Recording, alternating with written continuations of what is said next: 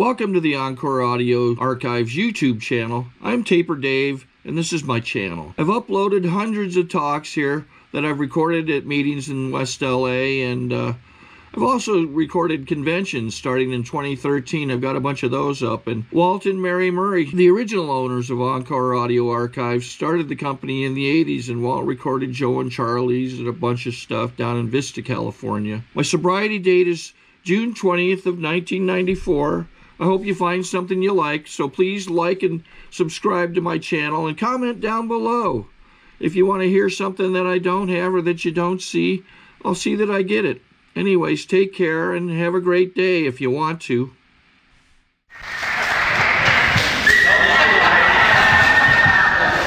Wayne Butler, I'm an alcoholic.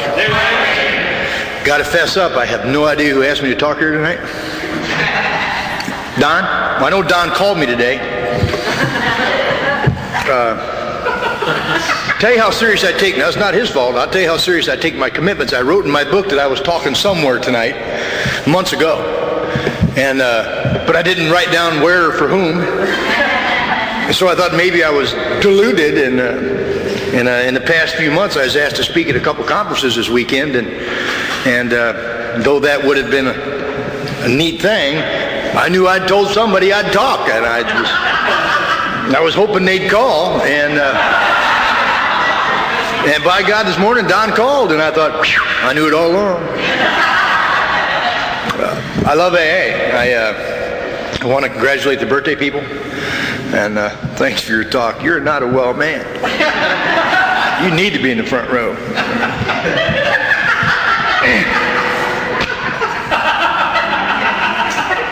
I have to admit that I gave a few of those talks to people, but they were in the back of my squad car. You know, once you handcuff them, they got to listen to you. So all the way to jail, I got to 12-step them. Loved arresting drunk drivers, I really did. Yeah. We'll get off of that before I create separation. Oh yeah. I love AA. Did I mention that? Yep. It overwhelms me sometimes what I'm allowed to do in AA. I used to be really concerned about what AA could do for me, and I got one of them old fart sponsors that knew John Kennedy. And ask not what AA can do for you.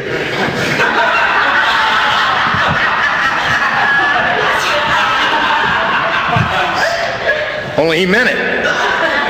He said, AA's not going to do nothing for you. You're going to do something for the world of AA, and therein lies your change. And I thought he was just tricking me, and maybe he did, because I've tried to be a giver, which is against my nature in AA, because I'm a taker. I'm a taker of things, a stealer of emotions, and a destroyer of families. I have been, and for me to be asked to come and do something like this is a privilege.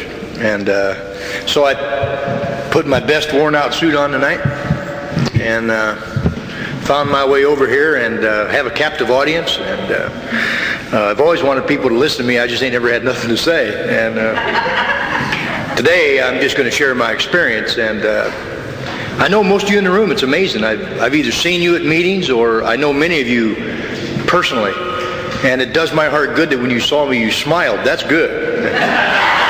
So, I've known some people who know me who aren't smiling, and they aren't glad to see me. And in AA, that was true in AA as well. I mean, I just met that guy from Philadelphia a while back, and we have a mutual friend. And he and his friend and I, we get to travel around AA an awful lot and spend time. We were just in Toronto, Canada 3 weeks ago, Bobby and I, and we were terrorizing Toronto. And I love AA. Did I mention that? It's good to see my friend Michael. I could spend the whole time just telling you I love AA, and I'd said it all. My life is not what it used to be, though I know I haven't changed a bit. I used to think I was going to change. And you ever try to change, it'll damn near kill you. The harder I tried to change, the worser I got. And I couldn't do it. And my sponsor's one of them old-timers who understands, and he's real good at tricking you, but he would also tell you the truth at the same time, and he'd say, you ain't got the power to change. You're powerless. That's your problem. What's going to happen is AA is going to change you by way of the actions you take. And one day you'll look back and you'll think you changed. You can't change. You're a loser. And he says, you're retarded too. I hated my sponsor. I really did. I cannot begin to tell you how I hated his guts. I used to lay awake at night imagining ways to separate him from his body. Because it always appeared to me that he was hurting me. He suggested I get a job. I hadn't worked. Ever. And he told me I should pay my child support, and I said, why? That wasn't a good response. And he said I should start seeing my kids, and I didn't want to. I mean, I could go on and on and on, but I'm getting ahead of myself. First, I need to identify as a drunk, because if you're new in the room, I want you to know I'm a drunk. I love to drink. I truly do. And I have to tell you something. I'm one of those drunks that if I could drink tonight, I would. Alcohol is not my problem in and of itself. It's the effect that it creates in my mind. That's the problem.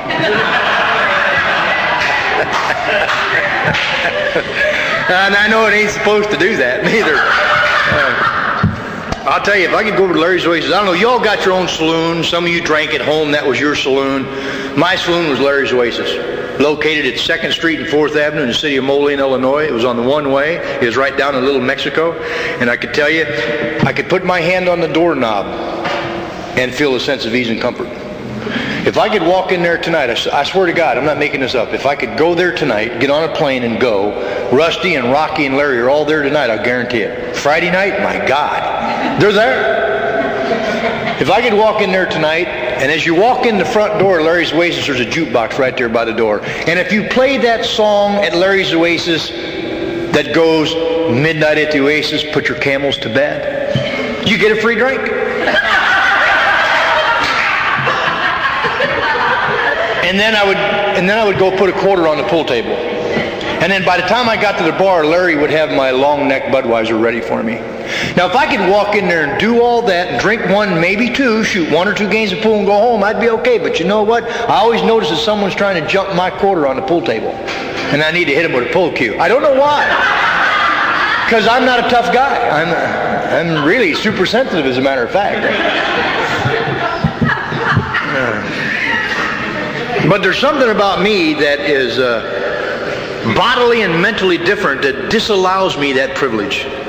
I'll tell you how much I'll tell you, when I see the Clydesdales in the parade, I damn near weep. That's how much I love Bud. You know how much I miss Budweiser? This is true. You ever go out to North 405 out towards the valley? Do you know there's an Anheuser-Busch brewery right out there on the... I swear to God, when I drive by there, I slow down and have a moment of silence.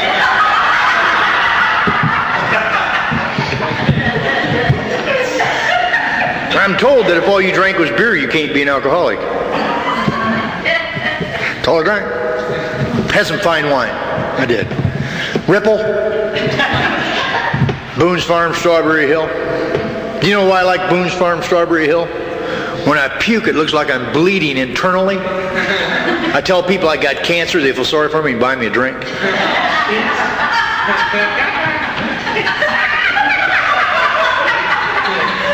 You too, huh? Little Mad Dog 2020 grape. God, just makes you sweat. And I'm a puker too. I already said that. I'll tell you what, I truly have a physical allergy to beer because I got violently ill often. And you know it didn't stop me. I mean, I puked so much I could hit this whole front row and miss my own feet. And I've got false teeth because I stood up a lot when I should have shut up a lot. And you'd have to catch them, give them right back. I remember near the end of my drinking, my wife would never come into the throne of contempt, if you will. She would never, I could be having a cardiac arrest and she would not come in the bathroom. And I remember one time I was in there and I was bound before the ivory altar, expelling myself, if you will. And all of a sudden my denture blew out right into the stool. And I knew a moment of pitiful and incomprehensible demoralization. And I knew if I didn't catch them before they went down the shooter, they were gone for good. So I raced in there and I caught them just before they went down the hole. And I thought, what the hell? I rinsed them off and put them right back in.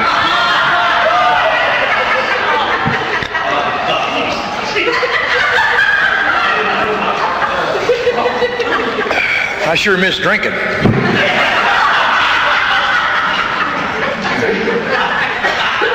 I know I probably don't look like that kind of a drunk tonight, but I am. I'm a guy who lived in dumpsters. In Illinois, it gets really, really cold, and I'm just like in Philadelphia. It gets below freezing, and I found out when I lived on Skid Row that if I jumped into a dumpster that hadn't been picked up for a while, that garbage gives off a strange kind of a heat in the steam as it decomposes in freezing weather, and I found out that I wouldn't get frostbite if I jumped in it. And then if you're hungry, well, what the hell? It's right there. I remember near my bottom, I was in my dumpster. I called it the duplex. There's two of them. And I remember I heard a knock on my door, the lid to my dumpster. And I was home.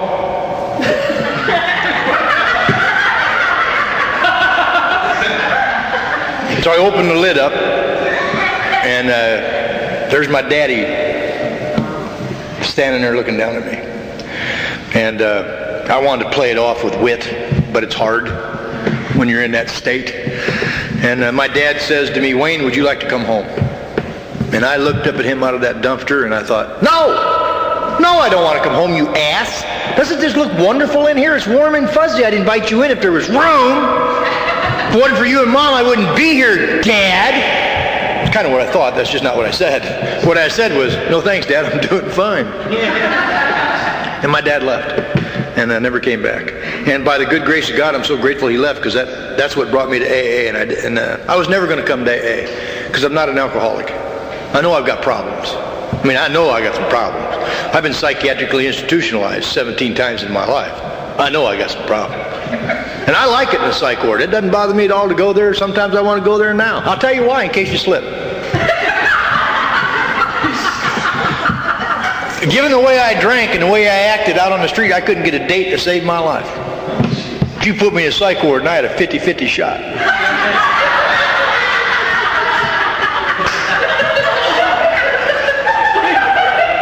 Now I'm going to tell you how to do it in case you slip. That psych ward I went to, they bring the med cart right out onto the floor. You ever been to one of them? They bring it right out on the floor. And I've had enough Thorazine in my ass to slow me down till I'm 210. Now, how many of you have had Thorazine? Oh, I'm dying if I'm lying.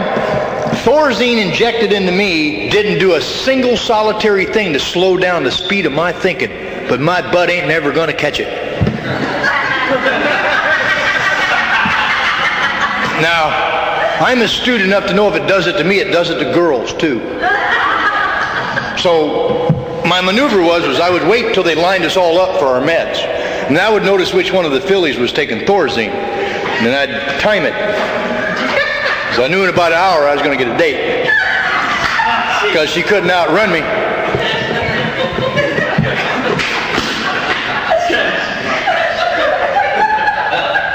So I'm probably in the right place. See, I didn't think I was an alcoholic. I really didn't. And I want to share this with you because it's important to me. Here's what I thought an alcoholic was, because I saw him on TV. Bear in mind, I grew up in an alcoholic home.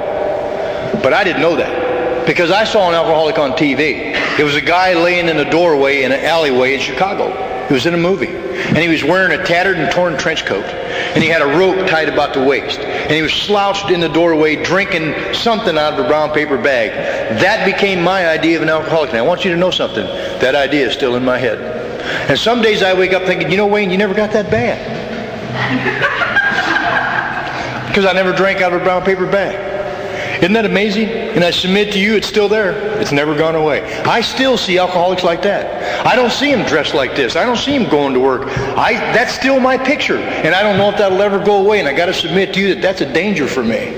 Because I might be waltzing out of an AA meeting one night and decide I'm not really an alcoholic. And I'm here to tell you that could happen. And that's why I'm still willing to suit up and show up when I'm asked to come. Because I want to remember from whence I came. Because I've seen people who innocently and inadvertently forgot where they came from. And they take a drink again. And I'm not immune from that. I'm sober 22 years, 5 months, and 6 days, one day at a time. And the most important day out of all that time is today. Today, right now. Last month, last week, last year has little to do with my state of sobriety tonight. If I leave here tonight and don't go back to a meeting, you can rest assured that I'm going to drink again someday, because that's the experience that I have around me. And so I'm still willing to do this stuff that I'm asked to do in AA. I don't ever want to be a newcomer again. I'm glad I survived my childhood in AA. All right, it's hard being a newcomer here. Welcome aboard. Water's fun. Let me tell you about that. It got too cold to stay in that dumpster, and let me give you a picture of what I look like. I know because they gave me my mugshot, and I'd gotten arrested one more time for vagrancy. I had long hair down to my butt, no offense.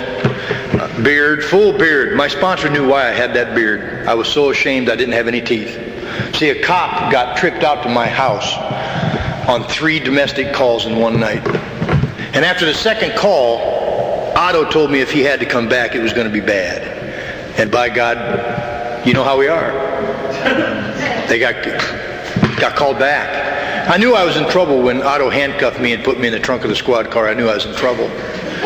That's a clue. We went for a long ride, and it seemed like it could have been a week, but it was probably an hour. Took me out in the county. They shackled me to a tree and beat the living hell out of me. And then Otto took his .45 out and shoved it through my teeth, and told me if they ever got called to my house again, that they'd never have to worry about calling me again. So I moved. And you'd think that would stop me from drinking, but none of that stuff stopped me from picking up a drink. I could not understand what was wrong with me. So here I am, full beard, no teeth, long hair, stuff matted in it from living on the streets. And but I can be pretty romantic with 80-year-old waitresses at midnight when I need something to eat. And I came across this restaurant called Harvey's in Moline, Illinois. And I went in there at night, and there's this little old 80-year-old waitress. And I talked her into giving me a hot cup of water and some Heinz tomato ketchup. And I made myself a cup of soup. And she started putting saltine crackers out back in the garbage can so I could find them so she wouldn't get fired for helping a bum. Guess what? Harvey, the owner of the restaurant, he's in AA. Now, I didn't know that, because I didn't know what A&A was. All I know is Harvey was a short, ugly guy. God, he was sinful. I thought if I was that ugly, I'd have drank for sure. Harvey had an interesting nose. He had a giant nose, narrow here, but real big on the end. Have you ever seen him? It's like his nostrils were flared, and it's like bombs had gone off. He had pockmarks like bad acne, and the blood veins, you could see them beneath the surface of the skin. They were red and black and purple, and I swear when his heart beat, his nose thumped. That's whiskey nose. That's from him living on Skid Row, though I didn't know that. Harvey came in one night, and he'd heard about me. And first, let me tell you this. I've got a perception problem. Clancy talks about disease of perception. And if you're new, that doesn't mean nothing. But let me explain to you how Wayne understands that from my own personal experience. When I was new, I was about 3 minutes sober. And my sponsor took me to meetings in Chicago because the police were looking for me in Moline on a small thing of attempted murder. And so he wanted me to get sober before he suggested I turn myself in. And we went to this meeting in Chicago. And now I've been around AA 5 years drinking by then. And my sponsor's in the front row with the rest of the old cronies waiting to die. And they had me and the other losers in the second row, in my opinion, so they wouldn't have to look at us. And there's a speaker standing up here speaking, just like I am tonight. And I was sitting next to my best friend, Jim. I'd known him 3 minutes. And I was critiquing the speaker, just like some of you are. Now, this is the anniversary of the Mustard Seed Group in Chicago. Some of you have heard of that group, if not been there. And it was like 300 people going straight back in this old firehouse. And this guy was talking, and now I'd been around AA 5 years. I wasn't sober, but I'd been around. So I could tell when he was lying. So as he was talking, I was nudging Jimmy, and I was being out loud. When he talked, I said, Jimmy, he's a liar. How can AA send him out here to talk? He couldn't have drank like that. His guts would fall out. And then he talked on, and I nudged Jimmy, and I said, oh, Jimmy, he's a liar. He couldn't have done that to be in a psych ward for the rest of his life. I know. I've been there 17 times. And then he talked on, and I said, oh my God, Jimmy, he's such a liar. If he'd have done that, he'd be in prison for the rest of his natural life. And I guess my sponsor couldn't stand another word. I was disrupting the entire meeting. He turned around and looked me right in the eye, and here's what I heard him say. Shut up, you goddamn loser. You ain't got a thing to say we want to hear. And if we ever think you do, we'll come out to that abandoned car we pulled you out of behind Harvey's restaurant. We'll toot your little horn and invite you in to share. Now, till then, sit there, keep your big mouth shut, or leave. That's what I heard him say. Come to find out, here's what he really said.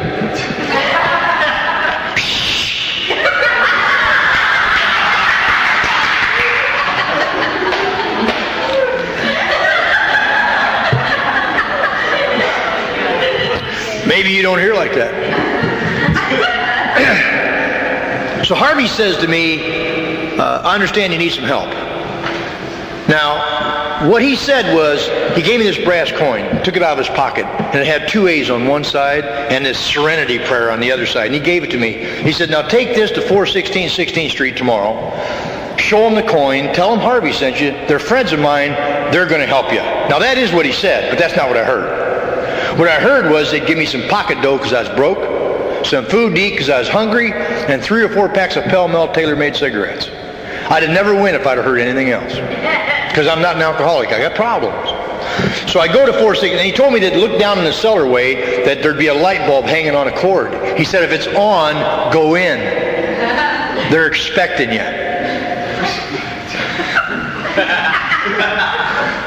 So the next day I found the address. It was in the worst part of town, right around the corner from Larry's Oasis. You know, I must have been by that place a gazillion times. And I never noticed that circle and triangle. And then I saw on the side of the building, I saw this giant sign posted by the city of Moline. They were raised in that area of the town to put in new buildings. And it said, building condemned, do not enter. Right underneath it was another sign with an arrow pointing into the cellar, said AA 16th Street, welcome. And then I saw the light bulb hanging on a cord, and it wasn't on, it was flickering.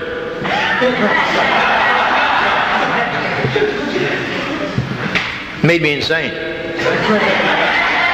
Now, I don't know if you think like this, but he told me if it was on, go in.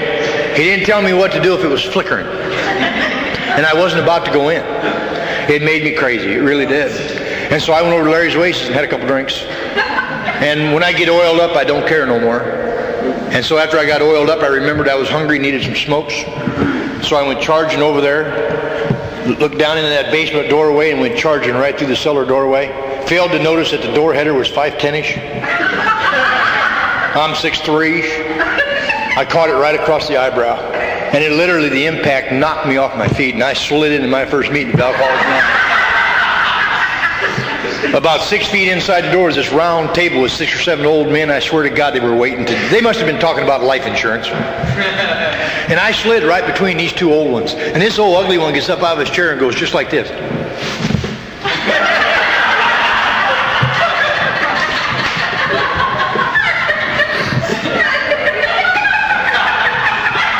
And then he looks down at me and he said, slide right in here, dummy. So that's what I heard him say.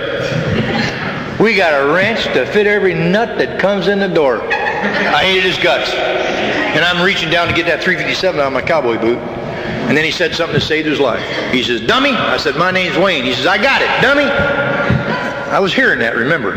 He might have been saying Wayne. I'm just not clear. And he says, I'm going to be your sponsor. And that saved his life. You might wonder why. I've never been to AA before, but I played baseball. I used to be in a bowling league. Sponsors pay for everything. You hear me? It registered. I got up off that floor and stuck my head right up his butt. I did. Everywhere Barney went, I went. They say Barney needed turn signals on his hips to keep from breaking my neck. Should he turn left or right? Someone said, if Barney ain't smiling, you ain't working a program. So for the next 5 years, I went to meetings and drank every day. I drank before meetings, I drank after meetings, and when the pain of watching other people smile was too much for me, I drank during meetings when I could. I'm not proud of that, I'm just telling you that's the truth. I'm a slipper. I'm not ashamed of that. And if you're a slipper, don't be ashamed. Don't let us make you ashamed. That's what we do. Come back. Keep coming back. Because one day the want to will find you as it did me. Because I had no clue why I kept coming back here for 5 years drinking, and not a human being in the world could explain it to me. I know why today. But for 5 years, I remember, if you ever find a gathering like this where a drinking drunk's not allowed to sit and listen, in my opinion, that's no longer AA. That's a gathering that people forgot where they came from. But I do want to tell you this, newcomer, if you do drink and you come, we do want you to behave. Therein lies my problem. See, I could come and drink, or I could come and behave. I just couldn't do it simultaneously. I remember I'd been going to meetings for about 4 years, and I came into my home group one night after the speaker started talking, and I was being disruptive, of course, thinking I was being spiritual. And something happens to me in the authoritarian sense when someone gets in my face. I lose all spiritual growth. And I become rebellious and defiant. And this one guy stands up and he says, "You got to quiet down. You're disrupting the meeting." And I looked at him and I said, "I don't want to." Another one gets up out of his chair and says, "You got to sit down. You're disturbing the meeting." And I looked at him and I said, "I don't have to." Another one gets up and says, "You got to leave. You're welcome to come back tomorrow when you can adjust yourself accordingly. We have a right to a peaceful, undistracted meeting. There's people here who want help. And we don't kick anybody out of AA, but you have to leave tonight. Come back tomorrow." I looked at him and I said, "You can't make me." Oh, yes, they can. 4 guys about his size. Each one grabbed an arm and a leg. Talked a newcomer into holding the door open. I noticed as I flew by. And just before I landed in the middle of 16th Street, I heard one of the old timers yell out, "Keep coming back!"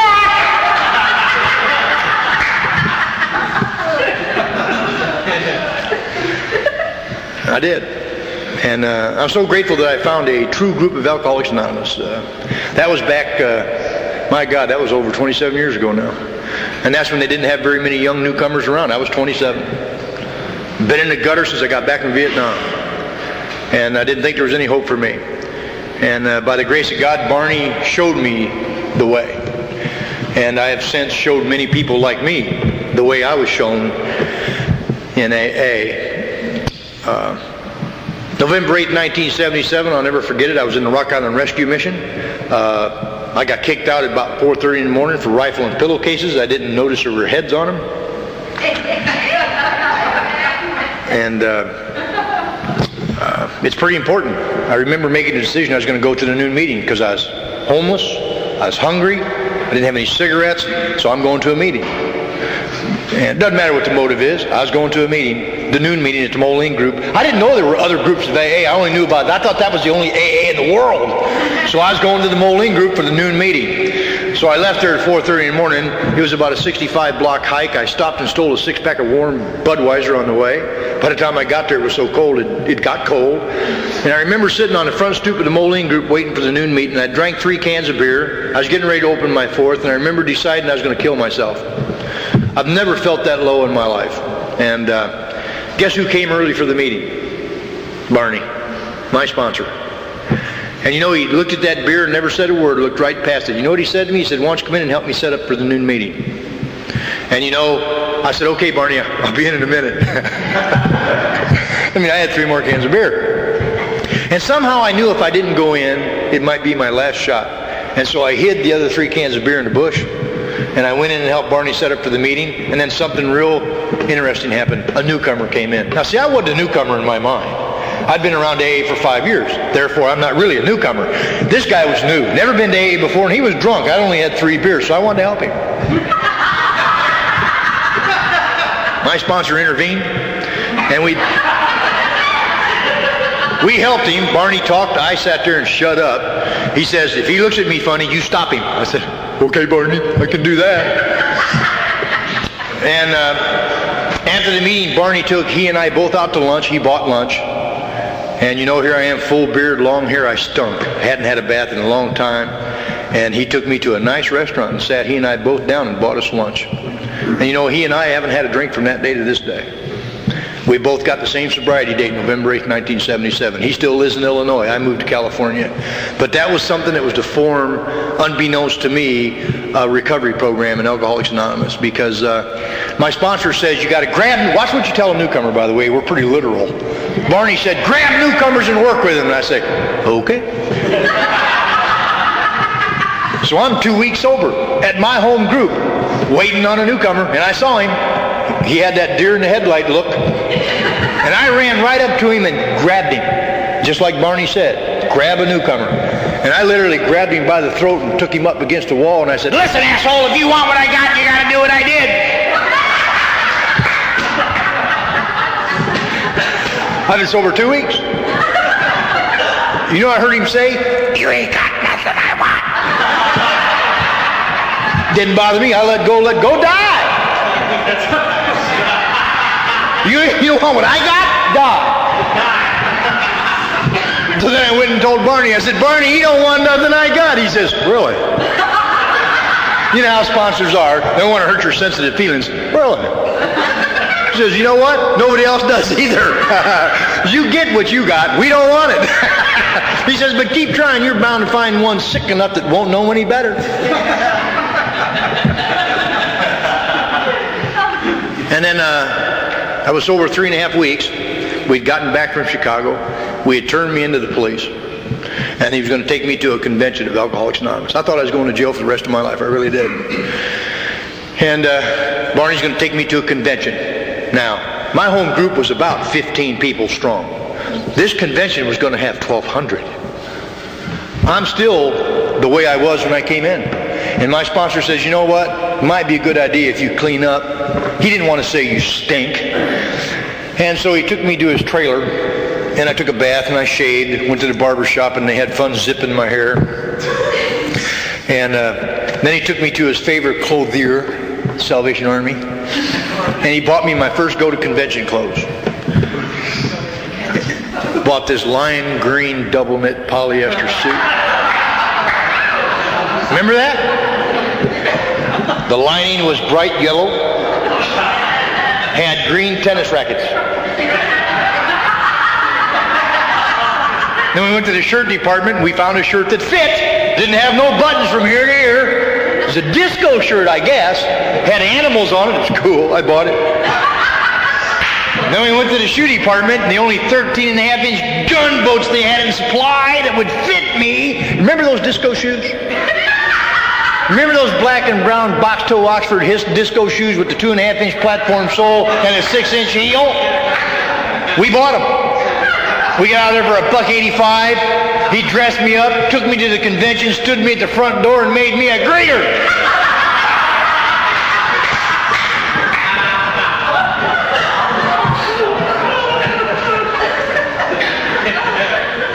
I'm 3.5 weeks over. You know who the speakers were at that convention? A guy by the name of Chuck Chamberlain. He had his wife Elsa with him. And that was the weekend he was reunited with his son Richard, who flew in from Europe. I picked him up at the airport with 3.5 weeks of sobriety. And a guy by the name of Clancy I,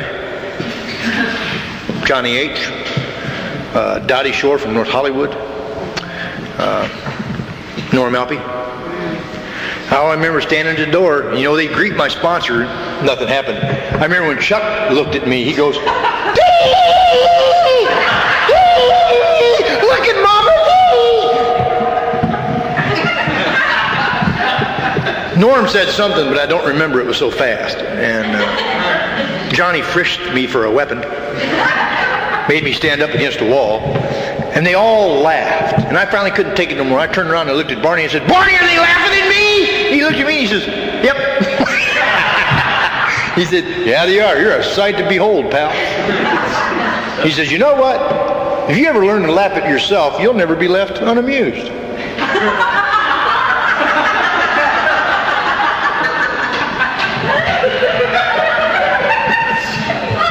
Then he sat me in the incurable row up front. And you know what? I fell in love with AA that weekend. 3.5 weeks dry. I had no clue what I was. I had no clue who these giants of the AA message were. They're nobody important except to us. Now I know because I've had the experience. Chuck C was Chuck C. But that day, to me, he was God. Because they touched me. They made me laugh. They made me cry. They made me laugh. They made me cry. I cried so hard I thought I was going to pee. I hated him for it. I didn't want to laugh. I wanted to be hateful. And you know, I've been going to conventions ever since. I'm a convention-making fool. I went to 10 conventions my first year sober. And I don't have time to go into all that, nor do I want to tonight, but I'll tell you, something's happened to me in the past 22 years, 5 months, and 6 days. It's inexplicable to me. I mean, I'm a guy that graduated high school with a retarded class. I never went to a conventional school. I lived in a retarded group home.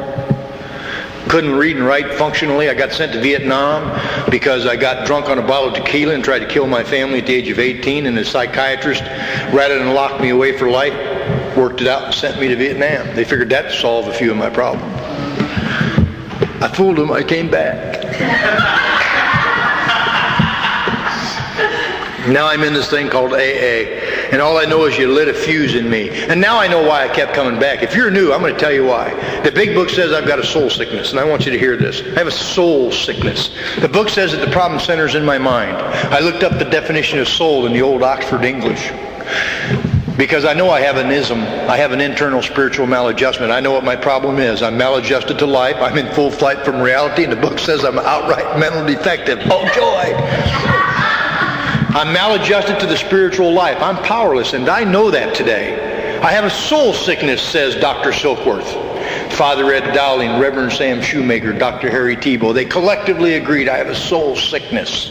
And in the dictionary it says a soul is the seat of man's and woman's thoughts, feelings, emotions, and actions. So when I thought it meant my thinking, I come to find out it doesn't mean my thinking at all. It means that my soul has a sadness to it.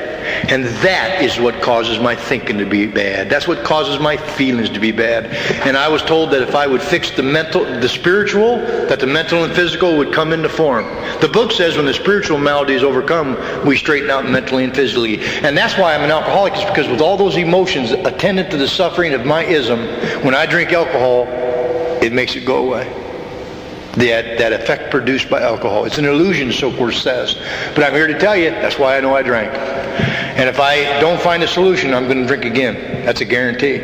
And today I'm into the solution. And I know that. And for me to be where I mean, my God, 9 years sober, I got to become a police officer. Can you imagine that?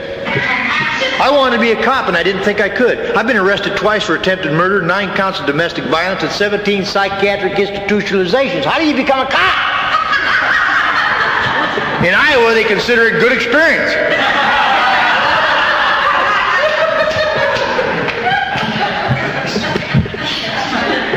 Well, if there's any legal beagles in the room, so you don't think I'm lying, I got my record expunged. And I took the psychiatric test, the MMPI, the Cal State Poly, and I passed them all. Went before a board of inquiry, made it through, got to become a police officer. I'm going to tell you what, it's a long way from the back seat to the front seat. Let me tell you. My time's about up. I hope you heard the message in there. I love AA. I can't. My brother's sober 18 years, goes one meeting a year whether he needs it or not.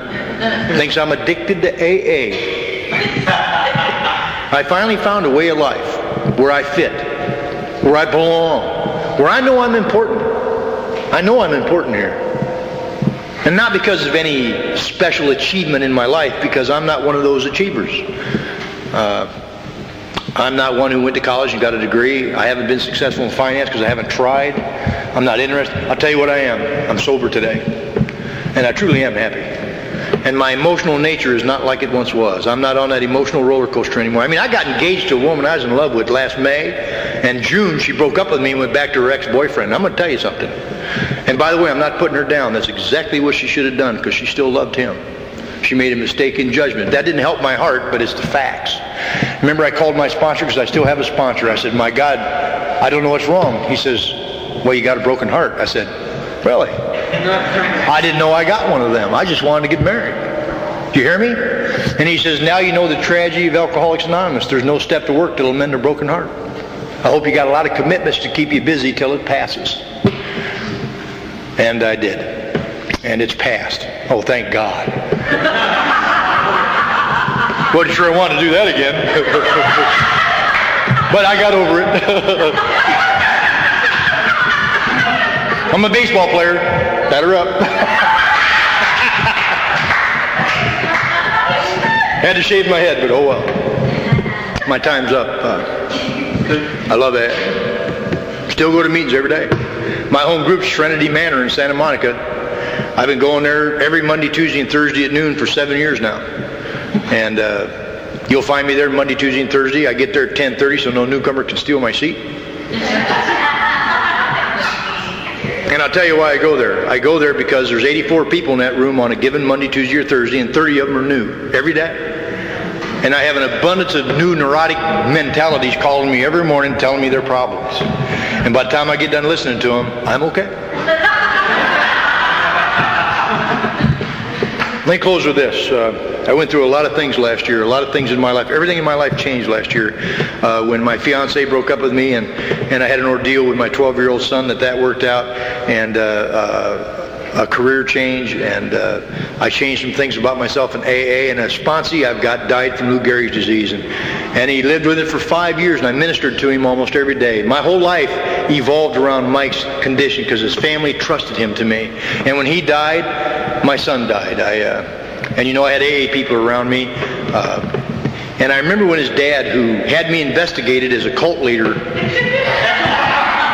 when I first started sponsoring his son in Iowa when I was a police officer, he come up to me at the memorial and he kissed me on the cheek and he said, "Thank you for giving me my son back. I don't mean that for brag. I just want to tell you how much I appreciate what you've allowed me and AA, what I do for AA, that psychic change, what it's done in my life to give me the power to carry a message to a sick and suffering alcoholic that they might not have to suffer like that no more. That maybe they realize there is hope, that there is a way up and out of that despair that you and I came from. See, Skid Row is not necessarily the street in Illinois. Skid Row is part of the mind. Skid Row of the mind. I haven't met an alcoholic yet that didn't hit Skid Row in the mind. You know, that unrelenting feeling of unworthiness and loneliness and desperation and fear. There's no other Skid Row. Just some of us live in dumpsters. Some of us live, you know, from Park Avenue to the park bench. From Yale to jail, it's still Skid Row. And it just does me good to know that you want me to come out here and share my experience and that you listen to me. When you leave here, you won't remember half of what I said or a third, but you know what? When I leave here, I'm a different person. And when I go home, I will know I've been with my kind. See, I met my God here. Now, I'll close it with this because I don't want to disrespect your format. My sponsor gave me a God that I live with today. He said, G-O-D. Group of drunks. See, when I'm with you, I'm not with me. You hear me? Because when I'm not with you, I'm left with me, and I'm not alone.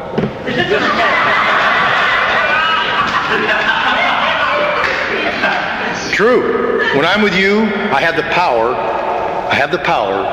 to not drink and to not want to drink. But when I'm home alone at 2 in the morning with the alcoholic wake-up call, and it's just me and thee, I'm in deep pucky. Because I can't fool nobody at 2 in the morning. It's just me.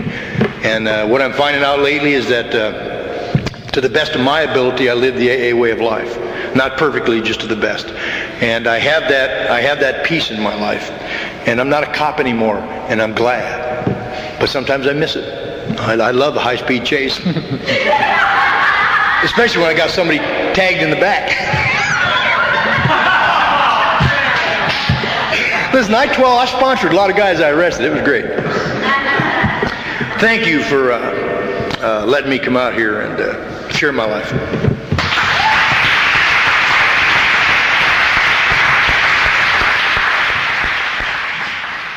Sorry to interrupt your viewing. Taper Dave here. Just wanted to take a second to ask you to like and subscribe to my channel. Let me know if you like what you're listening. I've got some very good talks here, and this one's a great one. Just curious, do you think this is better than Zoom? Tell me what you think.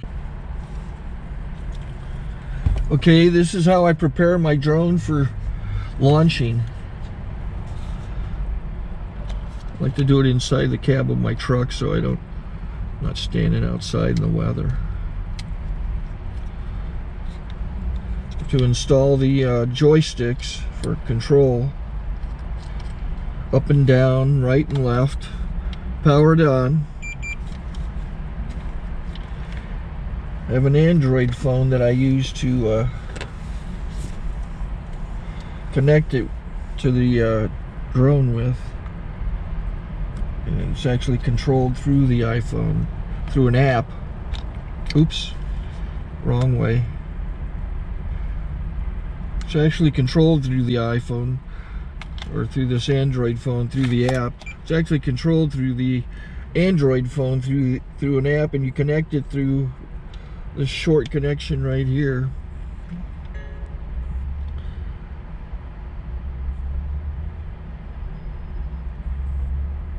Remote control connected. Remote control's connected. So I pull out the drone. I have to extend the legs. Long legs extended first, then the short legs. Remove the gimbal protector. Set that aside, then power it on one short burst, then one long burst. I lay it down. So I have to go to calibrate. So the drone's not connected yet. It shows you here as this drone gets disconnected, even though the remote's powered on. So the drone has to establish it's connected. So I go into the app to calibration mode. First I'll calibrate the remote controller. Start calibration. Out, in, oop, out, in, up, down, and then this little wheel is to control the gimbal. So it's calibrated. Go to gimbal calibration, start calibration, and then it calibrates the gimbal. I don't know if that shows up. The gimbal's moving all over the place. Changes, you can see it on the video. And I'm calibrated to take off. It's acquired 7 satellites at the moment.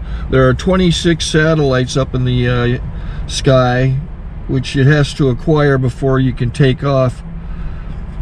So it's connected. It's got enough satellites. This is white. I can go to press this little arrow button, swipe right to take off, and it would start the motors if I slid this to the right, but I'll wait till I get outside. Don't want to do it inside.